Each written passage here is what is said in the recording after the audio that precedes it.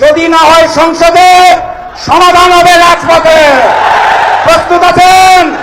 নতুন যুদ্ধ হবে, নতুন বিজয় হবে। নারায়ণ থাকবে।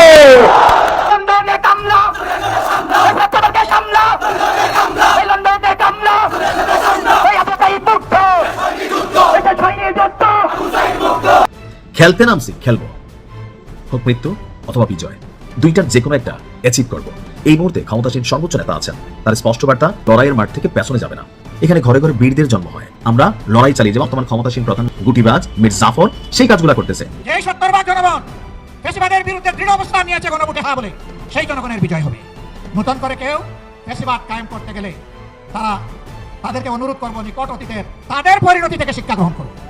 মাত্র 15 ঘন্টায় বাংলাদেশ জাতীয়তাবাদী কিরিশ দল ওরফে ছাত্র দল ক্ষমা চেয়ে, নাকানি চুবানি খেয়ে, শিবিরের কাছে ক্ষমা চেয়ে, জাতির কাছে ক্ষমা চেয়ে, যাদেরকে শিবির ট্যাগ দিয়ে গালাগালি করেছে তাদের কাছে ক্ষমা চেয়ে পিছু হতে বাধ্য হয়েছে। জনগণের টাকায় সংসদে বসে আজাইরা লাভ করা হচ্ছে, কিন্তু জনগণের যেই গণভোটের রায় সেটাকে মানা হচ্ছে না। মূলত বিএনপির জন্ম যেই গণভোটের মধ্য দিয়ে, আপনারা তো নিজেদের জন্মকে অস্বীকার করছেন।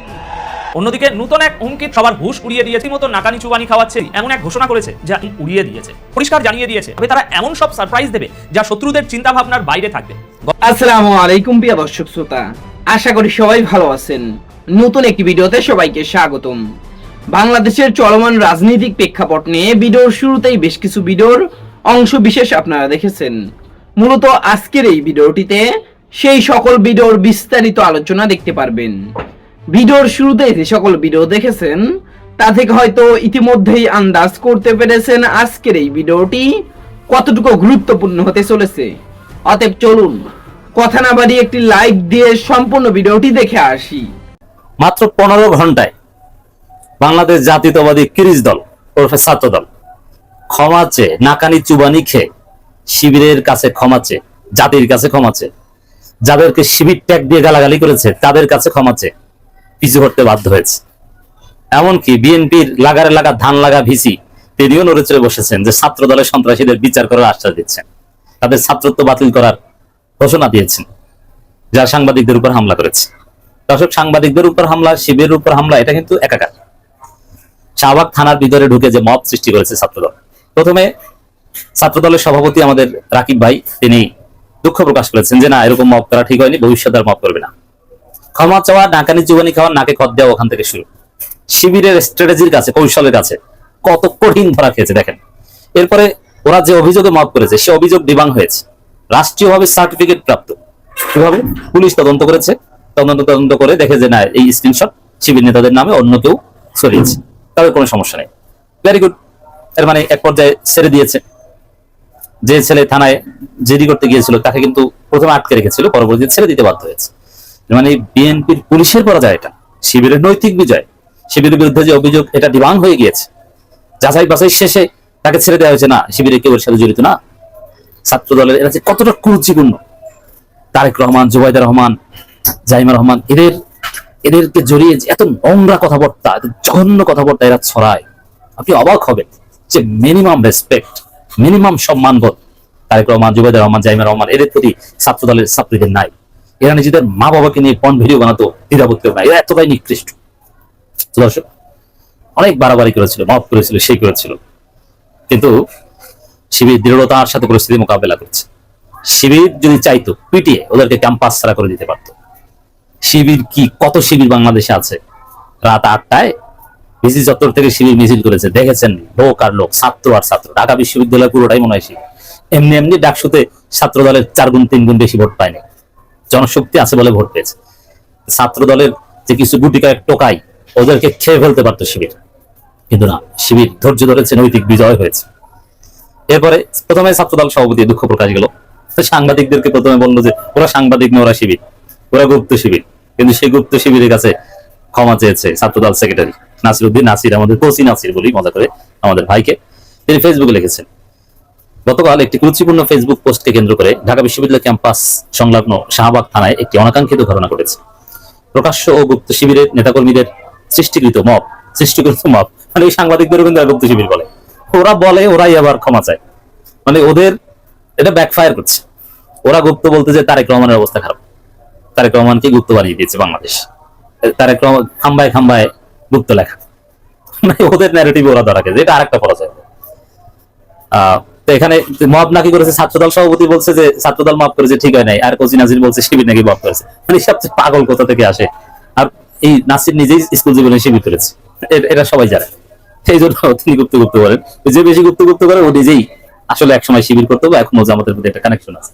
এটা আমাদের চোখের সামনে করে না। ছাত্রলীগ আমলে দেখেছি শিবির হয়ে যারা ছাত্রলীগ করেছে, এরা শিবির হয়ে যারা ছাত্রলীগ করেছে এরা হচ্ছে বেশি শিবিরকে গালি দিত, শিবিরকে বেশি রাজাকার বলতো এরা।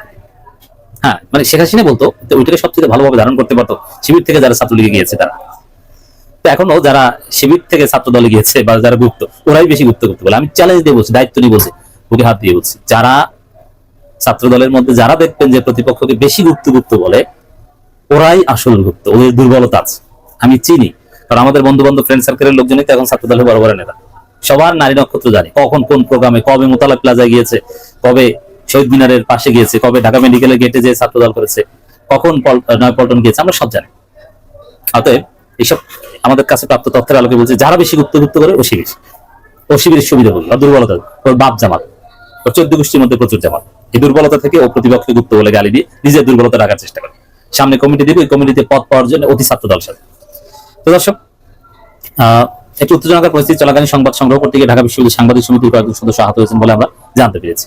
অথচ ছাত্র দলের নেতারা আহত সাংবাদিকদের গুপ্ত শিবির বলে গালি দিয়েছে, বড় বড় নেতারা। এখন বলছে, আমি জাতীয়তাবাদী ছাত্র দলের পক্ষ থেকে আন্তরিকভাবে দুঃখ প্রকাশ করছি। বাংলাদেশ জাতীয়তাবাদী ছাত্র দল বা সাংবাদিকদের সুরক্ষা, গণমাধ্যমের অবাধ স্বাধীনতা বিশ্বাসী। এরা গণমাধ্যমের উপর হামলাকারী, সাংবাদিকদের পিটায় হত্যা করে, বলে যে এরা গণমাধ্যমের অবাধ স্বাধীনতায় বিশ্বাসী। মিথ্যার বাটপাড়ির একটা লিমিট থাকা দরকার। ফেসিবাদের বিরুদ্ধে আন্দোলনে সাংবাদিক সমিতির ভূমিকা ছিল অসামান্য, আর সেই সাংবাদিক সমিতিকে আপনারা পিটিয়েছেন। এখন নাসির ভাই, কোচি নাসির ভাই, আপনি ক্ষমা চেয়েছেন, কিন্তু সাংবাদিক সমিতি ক্ষমা করেনি, তারা বিচার চায়। আপনার লেসপেন্সাররা যারা পিটিয়েছে ওদেরকে বহিষ্কার করতে হবে, ওদেরকে কান ধরে, ঘাট ধরে, পাছায় লাথি দিয়ে ক্যাম্পাস থেকে বের করা হবে। লিখে রাখেন, বহিষ্কার যখন হবে তারপরে দেখবেন যে পোলাপান, যখন বিশ্ববিদ্যালয় কর্তৃপক্ষ একাডেমিক ব্যবস্থা নেবে, তখন শিক্ষার্থীরা ওদের যে তোষক যেগুলো থাকে হলের, এগুলো ধরে ফেলে দিবে, তারপর লাথি বের করে দিবে। এবং বিএনপি ওদেরকে কোনোদিন, ছাত্রদল বিএনপি কেউ ওদেরকে কোনো পোস্ট দেবে না। তো যারা চালাকি করতে যে এই সাংবাদিকদের শিবির বলে পিটিয়েছে, ওরা জীবনে ছাত্রদলে কোনো পদ পদবি হবে না। তো এখন এই যে ক্ষমা চেয়ে লাভ নাই, ওদেরকে বিসর্জন দিতে হবে। আমরা আশা করছি ভবিষ্যতে আর কোনো সাংবাদিক যাতে পেশাগত দায়িত্ব পালন করতে গিয়ে হয়রানির শিকার না হয়। আবার এই নাসির ভাই বলছেন, দেখেন দ্বিমুখী কথা তাকে বলে, তিনি বলছেন যে সাংবাদিক পরিচয়ে অনেক শিবির কর্মী এসেছেন। আচ্ছা, এই জন্য পিটিয়েছেন নাকি? যে সাংবাদিক শিবির কর্মীকে পেটানো যাবে, এটা বুঝিয়েছেন। সাংবাদিক পরিচয় শিবির, একদম আওয়ামী স্টাইলের কথা, বুঝতে পারছেন? যে অন্য আবরার ফাহাদ, আসলে আবরার ফাহাদ না, ও তো শিবির, ওকে হত্যা করা যায়। সাংবাদিক না, যাদেরকে পিটিয়েছে ওরা তো শিবির, মজা না? আবার ক্ষমা চান, শিবিরকে বেড়ে শিবির গালি দিয়ে শিবিরের কাছে ক্ষমা চান, যাকে গুপ্ত বলেন তার পা ধরে মাপ চান। ঘটনা তো এইটাই। কি নাকানি চুবানিটা খেয়েছে ছাত্রদল, বুঝতে পারছেন তো? আবার তাতে ক্ষমা চেয়ে লাভ হয় নাই। দেখছে যে না, সাংবাদিকরা বলছে এইসব ক্ষমা টমা চাইলে কাজ হবে না, আমরা বিচার চাই, আমরা মামলা করব, এবং বিশ্ববিদ্যালয় ভিসিকে চাপ দিচ্ছে যে বহিষ্কার করতে হবে। বিশ্ববিদ্যালয় কর্তৃপক্ষ তদন্ত কমিটি গঠন করেছে।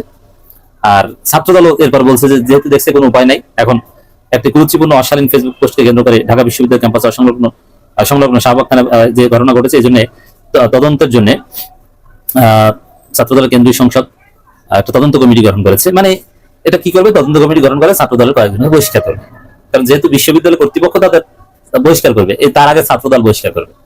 বুঝতে পারছেন শিবিরের কাছে কি নাকানি চুবানিটা খেয়েছে? শিবির জাস্ট 15 ঘন্টা ধৈর্য ধরেছে, আর খেলা জমে গেছে, খেলা জমে ক্ষীর হয়ে গেছে। দেখেছেন?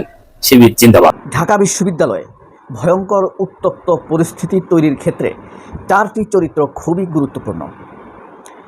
এর মধ্যে এহসান মাহমুদ, অরণ্য আবির, আব্দুল্লাহ আল মাহমুদ, আরেকটিকে জাইমা রহমান। এই 4টি চরিত্রকে কেন্দ্র করেই ঢাকা বিশ্ববিদ্যালয়ের উত্তপ্ত পরিস্থিতি তৈরি হয়েছে। এহসান মাহমুদই প্রথম এই জাইমা রহমানকে অপমান করার পোস্টটি শেয়ার করেন, এডিট করা একটি পোস্ট শেয়ার করেন, এবং সেখানে লেখা ছিল অরণ্য আবিরের করা পোস্ট শেয়ার করেছেন। অরণ্য আবির লিখেছে, আপনারা যদি জিয়া পরিবারের প্রতি সম্মান থাকে তাহলে এই বিষয় নিয়ে কোনো ছাড় দিবেন না। আব্দুল্লাহ আল মাহমুদের পোস্ট শেয়ার করা দেখা যাচ্ছে। সেই জিনিসটি শেয়ার করে এহসান চৌধুরী। এখন অরণ্য আবিরের এক রহস্য রয়েছে, এহসান মাহমুদের এক রহস্য রয়েছে। এই পোস্ট দেখার পরে খুব দ্রুত আবদুল্লাহ আল মাহমুদ শাহবাগ থানায় ছুটে যান এই বিষয়ে জিডি করার জন্য এবং পুলিশকে জানানোর জন্য যে এই পোস্ট তো আমি দেইনি, আমি এই ধরনের কোনো পোস্টে দেইনি, জাইমা রহমানকে নিয়ে কোনো পোস্টে দেইনি। সেখানেই আটকে ফেলে ছাত্রদলের নেতারা। এখন ছাত্রদলের নেতারা এটা কি যাচাই বাছাই করে আক্রমণ করেছে তাদেরকে, নাকি যাচাই না করে আক্রমণ করেছে? আমরা কিন্তু যাচাই করব, একদম রিউমার স্ক্যানের মাধ্যমে আমরা ফ্যাক্ট চেক করব। আশা করি পুরো ভিডিওতে আমাদের সাথে থাকবেন। আমরা ফ্যাক্ট চেকটা আলোচনা করি, খুব মনোযোগ দিয়ে শুনলে আপনি বিষয়টিতে কিছু নির্যাস নিশ্চিতভাবে পাবেন এবং এই বিষয় নিয়ে আপনি হবেন তর্কের মধ্যমণি। আপনাকে কেউ ভুল তথ্য দিয়ে এই বিষয়ে হারাতে পারবে না, ঠকাতে পারবে না। ঢাকা বিশ্ববিদ্যালয়ের সাংবাদিক মারফত আমরা যতটুকু জানতে পেরেছি তাতে আজকে ছাত্রদল শিবিরের উত্তেজনার মূল কারণ হলো অরণ্য আবির। কে অরণ্য আবির? এই অরণ্য আবির মূল কারণ, এবং মূল কারণ এই প্রোফাইলটি। তিনি নিজেকে আওয়ামী লীগের ক্যাক প্লাটুন হিসেবে পরিচয় দেন এবং 2026 সালে ফেব্রুয়ারি থেকে বিএনপি সরকারের অপকর্মের কাউন্ট করছেন, দেখাশোনা করছেন কী কী অপকর্ম করছে বিএনপি।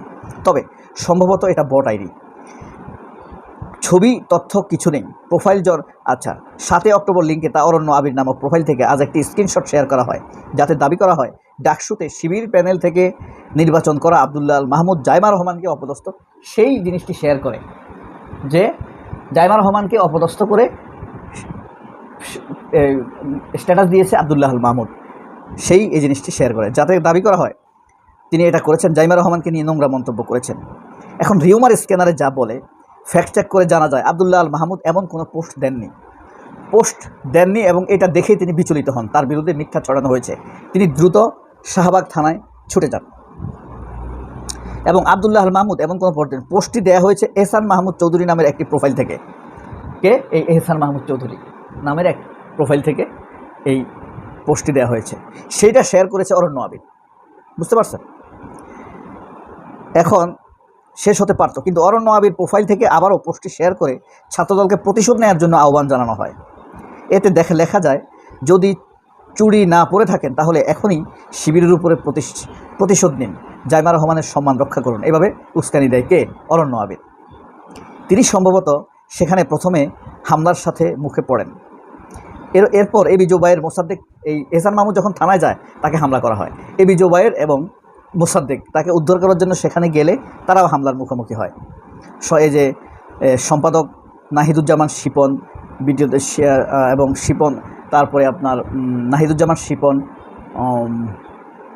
আরেকজন আছে হিন্দু, যে ঢাকা বিশ্ববিদ্যালয়ের ভিসির সাথে বেয়াদবি করেছিল, তাকেও খুব উত্তেজিত দেখা যায়। এবং যারা ছাত্র রাজনীতি করে তারা ক্যারিয়ার ঠিক রাখার জন্য সমিতির সভাপতি, সাধারণ সম্পাদককে খুশি রাখে, উল্টো তাদেরকে তো মারধর করার কারণে এটাকে কেন্দ্র করে সাংবাদিকদের উপরে হামলা করা হয়েছে। সবচেয়ে মজার ঘটনা যেটা, এক ছেলে নিজেকে ভিডিও করছিল ঘটনাটা, তো আবির এসে, পরাজিত বিপি প্রার্থী আবির এসে বলে যে তুমি জীবন্ত শিবির। এরপর তার মোবাইল এবং আইডি কার্ড সব কিছু চেক করে দেখা যায় সে আসলে ছাত্রদল। অর্থাৎ ছাত্রদলও যখন সাংবাদিক সেজে ঘটনাস্থলে যায় তখন ওই সাংবাদিক হিসেবে ছাত্রদলের ছেলেটির উপরেও হামলা করেছে তারা। দ্বিতীয় প্রশ্ন হচ্ছে, আবদুল্লাহ আল মাহমুদ নামের ছেলেটি যদি এই পোস্ট দিত তাহলে সে কি জিডি করার জন্য কোনোভাবে থানায় যেত? পোস্ট যে তিনি দেননি তা ইতিমধ্যে ফ্যাক্ট চেকের মাধ্যমে প্রমাণ হয়েছে, এখানে কোনো সন্দেহ নেই আবদুল্লাহ আল মাহমুদ পোস্ট দেয়নি। এদিকে যে এই ভুয়া স্ক্রিনশট ছড়িয়েছে সেই অরণ্য আবির নামের প্রোফাইল থেকে শাহবাগ থানায় মারধরের ঘটনাকে ব্যাপকভাবে উদযাপন করা হচ্ছে। সে খুব খুশি যে শিবিরের উপরে হামলা করা হয়েছে, সে ছাত্রদলকে উস্কে দিতে পেরেছে শিবিরের উপরে। এর মধ্যে 4টি পোস্ট দিয়ে সে বেশ উল্লাস ও আনন্দ প্রকাশ করেছে যে শিবিরের উপরে বেধড়ক মায়ের, সে এটার জন্য সাফল্যও দাবি করেছে, সে খুব খুশি। এখন এটা নিশ্চিত হওয়া গেছে, এক, আবদুল্লাহ আল মাহমুদ এই পোস্ট দেন নাই, এটা পরিষ্কার। পোস্ট দিয়েছে এই এহসান মাহমুদ, এটা শেয়ার করেছে অরণ্য আবির। এই এহসান মাহমুদকে, এহসান মাহমুদ হলো ছাত্র ইউনিয়নের সাবেক সাংগঠনিক সম্পাদক। অরণ্য আবির পরিচয় ভালো করে জানা যায়নি, তবে এই ফেসবুকের আইডি থেকে আওয়ামী লীগের পক্ষে প্রচারণা চালানো হয়েছে দীর্ঘদিন যাবৎ। হঠাৎ করেই সে জিয়া পরিবারের সম্মান রক্ষার জন্য পোস্ট দিয়েছে, জায়মা রহমানের মর্যাদা যদি রক্ষা করতে চান তাহলে এই বিষয়ে ছাড় দিবেন না আপনারা যদি পুরুষ হয়ে থাকেন। এই হলো অরণ্য আবিরের পোস্ট। এই দুইটা পোস্টে প্রমাণ করে এহসান মাহমুদের নামে যেই পোস্ট ছড়ানো হয়েছে, এহসান মাহমুদ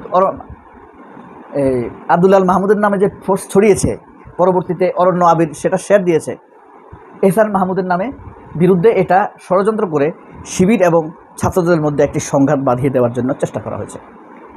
এখন কথা হলো, আসল বিষয়টি বের না করে বাংলাদেশের কিছু সাংবাদিক এটাকে স্পয়েল করার আরও চেষ্টা করছে। এর মধ্যে 1 নম্বর হলো কাজী জেসিম, 2 নম্বর হলো ফারাবি। তারা এটাকে ঘুটিয়ে আরও পরিস্থিতি উত্তপ্ত অনিয়ন্ত্রিত পথে ঠেলে দেওয়ার জন্য তারা ষড়যন্ত্র করছে। আমি আশা করছি সম্পূর্ণ ভিডিওটি দেখেছেন এবং এই ভিডিওর সাপেক্ষে আপনার কি মতামত সেটা অবশ্যই কমেন্ট বক্সে জানিয়ে যাবেন। ভিডিওটি ভালো লেগে থাকলে শেয়ার করতে ভুলবেন না। আমাদের এই চ্যানেলে নতুন হয়ে থাকলে চ্যানেলটি সাবস্ক্রাইব করে চ্যানেলের পাশে থাকবেন। আর যারা ইতিমধ্যেই চ্যানেলটি সাবস্ক্রাইব করেছেন তাদেরকে অসংখ্য ধন্যবাদ। দেখা হবে নতুন কোনো ভিডিও নিয়ে, ততক্ষণ সবাই সুস্থ থাকবেন। আল্লাহ হাফেজ।